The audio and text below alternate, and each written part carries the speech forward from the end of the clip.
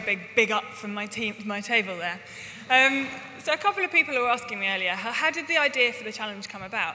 And I think that's a good way to explain that is, it's Lloyds Banking Group, and we've come up with this programme which we're all very proud of, but it truly has been a collaborative process. So you could see on the bottom of the slide 7 different organisation names that are in each of the 4 nations, and we've been sitting around the table on a fortnightly basis. We have a programme meeting, and then we have a quarterly away day, and everything about this programme has been built in collaboration with those partners, and we're always trying to add value and think about new ways to develop it. So the way the programme was born was a lady, Bernie, in Wales, who works for Colleges Wales, rang me up 3 years ago and said, could I have a little bit of money just to give to some groups of young people so that they can run a money management project in their local area?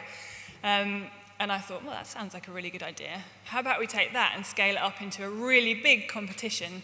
And obviously, when you start something afresh like this, you don't know if it's going to work or not. So thank you to all the young people here who've proved that that little idea could work.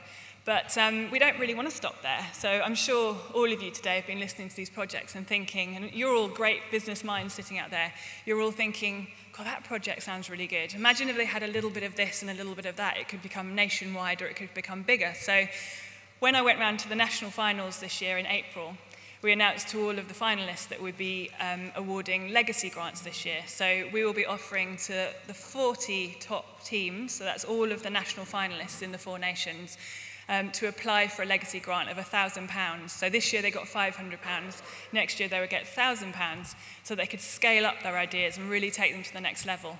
And I think that is fitting, because the judging criteria last year has been developed a lot this year, and one of the areas that we really asked the teams to develop was to think about sustainability, and it seems only right that we reward their effort in thinking about how their project could be sustainable by helping them make those projects sustainable. So we'll be awarding those 10 legacy grants. So I hope you agree with me that that will enable all these brilliant ideas to carry on. They won't just stop tonight, they can carry on next year as well. So one last thing I wanted to say as well, just as I've got the stage and I'm happy to be up here, is that my biggest takeaway from this programme is all of the teams. How many of us in this room can say that we are busy helping people every day, that we put our own time and energies into changing other people's lives and have actually done that? And every single young person sitting here today, they are the kind of people that have said, right, I am going to change some lives. And they're not changing lives in small ways, they're making massive impacts on people that will last them forever. So before the winners get announced, that's my message to you, is that you really are really amazing people and you make the world a better place. And I hope you continue doing that in the future.